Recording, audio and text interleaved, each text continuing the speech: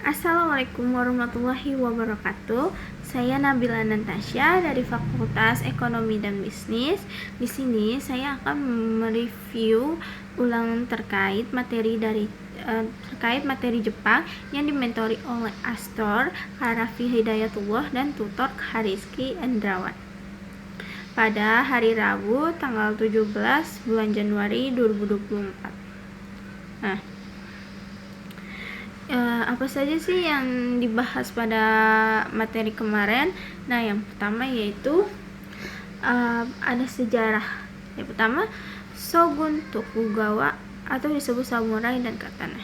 Nah, samurai adalah kelas prajurit yang melayani daimyo atau penguasa feodal. Dan shogun, mereka memiliki kode etika yang disebut Bushido, yang menekankan kehormatan, kesetiaan, dan keterampilan militer. Selama periode Tokugawa, samurai menduduki posisi sosial tertinggi meskipun peran mereka dalam peperangan mulai menurun karena periode tersebut relatif damai. Nah, katana pada disebut juga sebagai pedang Jepang yang terkenal dengan bilahnya yang tajam dan desain yang elegan, menjadi simbol utama samurai pada periode ini. Kode etika samurai menciptakan kebiasaan duel dan keahlian dalam seni bela diri menggunakan pedang. Kesenian pedang dan praktis seni bela diri seperti kendo berkembang pesat di kalangan samurai. Meskipun perdamaian relatif di zaman Tokugawa mengurangi peran langsung samurai dalam peperangan, mereka tetap mempertahankan keberadaan dan status sosial yang kuat. Pemberlakuan peraturan ketat untuk mempertahankan stabilitas sosial membatasi aktivitas samurai. Tetapi pada saat yang sama, pengembangan keahlian artistik dan etika Bushido menjadi lebih menonjol. Jadi, sejarah Jepang pada zaman Shogun Tokugawa seringkali diasosiasikan dengan samurai dan katana karena periode ini mencerminkan puncak pengaruh dan peran kelas samurai dalam masyarakat Jepang. Sementara katana menjadi simbol utama dari keahlian dan etika mereka. Selanjutnya yang kedua ada Commodore Perry atau disebut sebagai berontak dan pemikiran karat. Nah, penyebutan sejarah Jepang pada kedatangan Commodore Perry sebagai berontak dan pemikiran karat merujuk pada respon awal pemerintah dan masyarakat Jepang terhadap perubahan yang dibawa oleh kunjungan tersebut. Sebelum kedatangan Perry, Jepang menjalani periode Edo yang berlangsung selama 2,5 abad di bawah kebijakan isolasionisme yang kuat. Kedatangan Perry membuka pintu bagi modernisasi dan hubungan dengan dunia luar yang menghadirkan tantangan besar bagi tradisi dan norma-norma yang telah ada selama periode isolasionisme. Bagi beberapa kelompok di Jepang, terutama di kalangan kelas samurai dan elit politik, perubahan tersebut dianggap sebagai berontak terhadap nilai-nilai tradisional. Nah, selanjutnya yaitu pada pemikiran karat, merujuk pada reaksi terhadap ide-ide baru dan perubahan yang dihadirkan oleh modernisasi. Beberapa pihak di Jepang merasa bahwa nilai-nilai tradisional itu dan budaya Jepang terancam oleh pengaruh Barat yang datang bersama dengan Perry. Nah, kesenjangan antara budaya tradisional dan modernisasi menciptakan ketegangan sosial dan politik di Jepang pada saat itu. Meskipun ada resistensi terhadap perubahan, pemerintah Jepang di bawah keshogunan Tokugawa akhirnya menyadari bahwa untuk menghindari ancaman lebih lanjut, mereka perlu adanya reformasi internal dan modernisasi negara menjadi salah satu faktor pendorong di balik Resto Meiji pada tahun 1868. Selanjutnya yaitu yang ketiga yaitu ada Kaisar Meiji. Nah, Kaisar Meiji memerintah Jepang dari tahun 1867 hingga 1912. Era Meiji ditandai dengan tradisional besar-besaran termasuk modernisasi, industrialisasi, dan perubahan politik.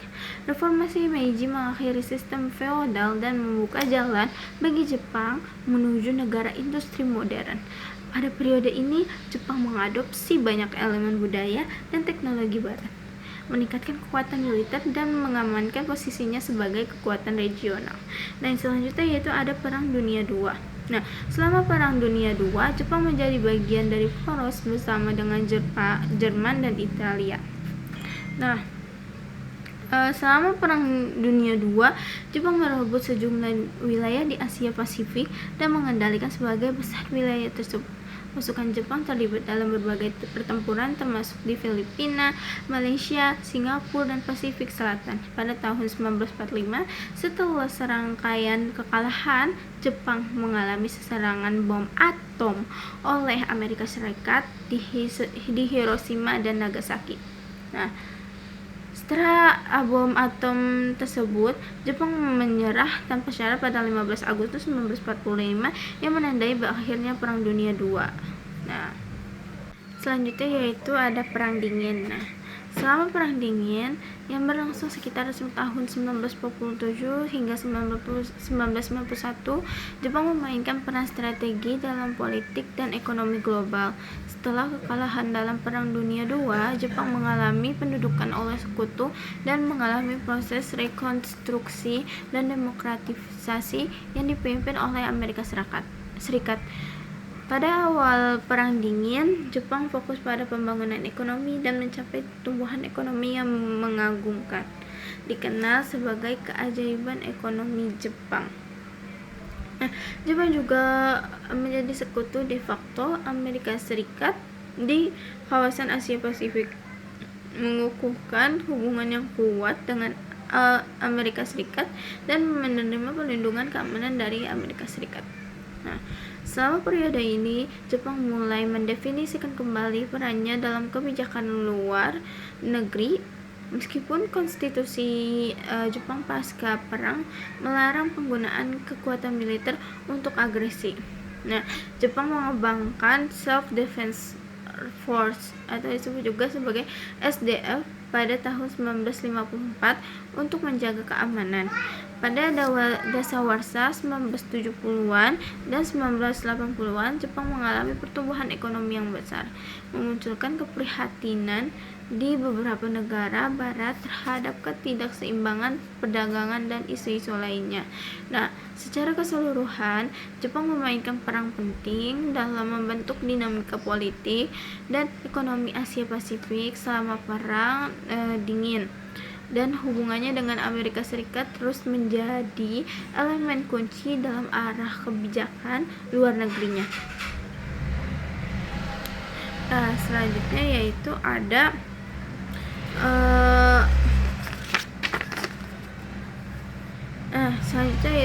potensi dan urgensi.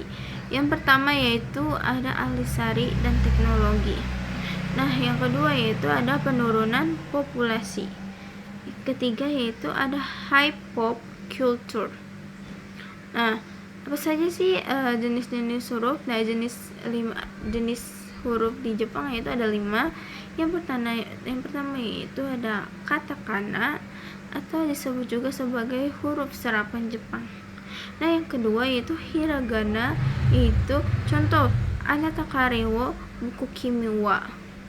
Nah, yang ketiga yaitu varigana. Yang keempat yaitu ada kanji, yang kelima ada jaraji. Nah, di sini saya akan menjelaskan apa yang maksud dari katana. Nah, katana itu digunakan untuk kosakata Jepang. Contoh yaitu nama kita sendiri atau bahasa yang tidak ada di dalam Jepang. Semisalnya yaitu komputer, yaitu komputer. Yang kedua yaitu restoran. Itu ada yang ketiga yaitu terebi. Yang keempat ada pen, roti. Yang kelima ada kamera. Yang keenam ada hotel.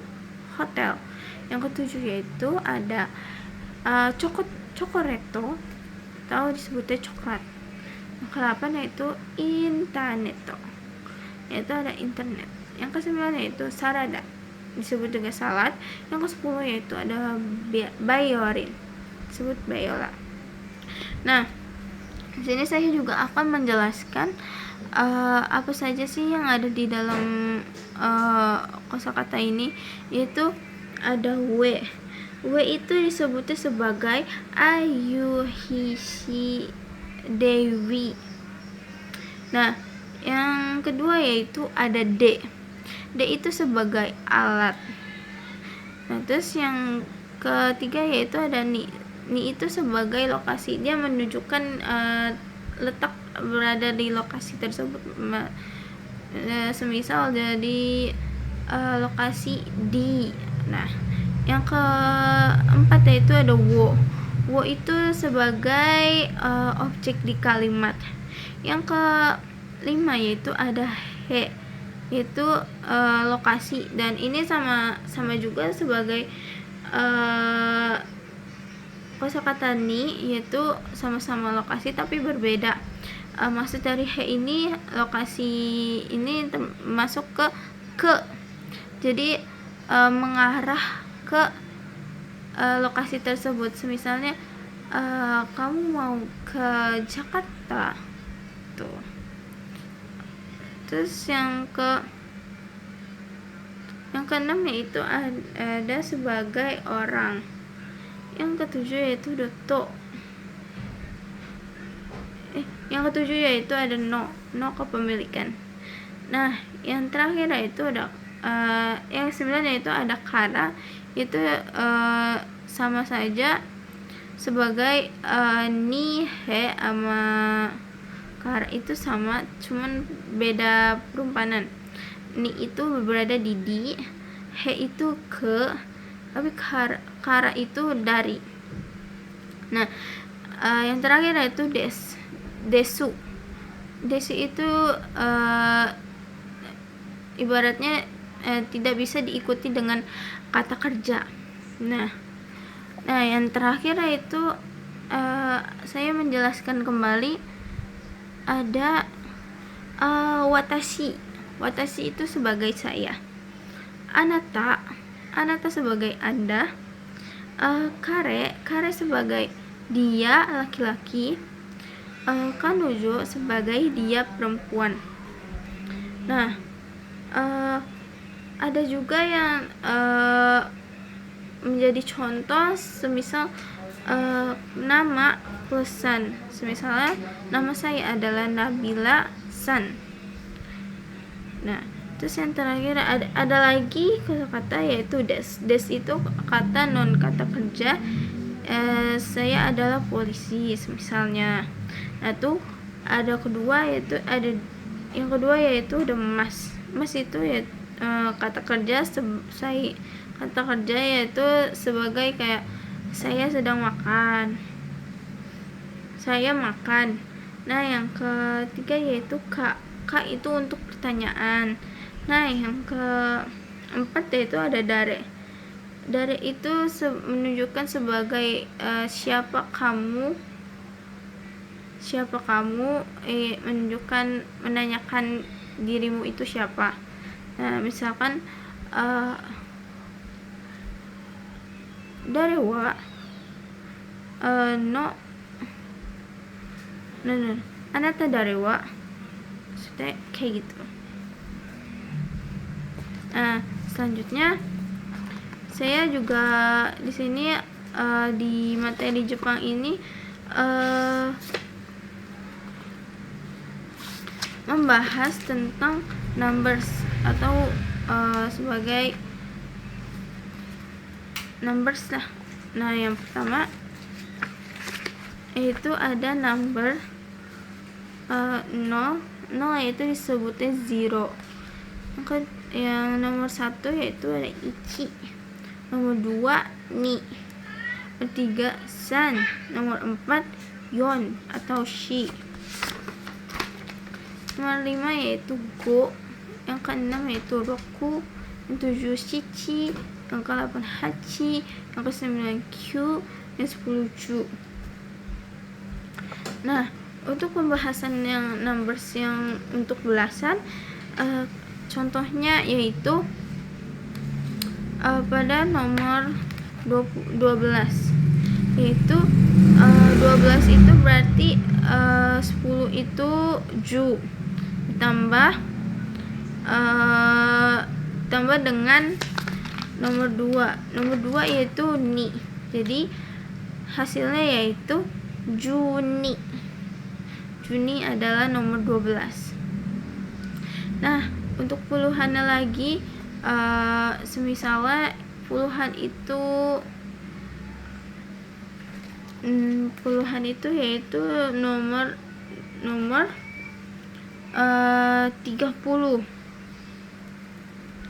30 itu disebut sanju.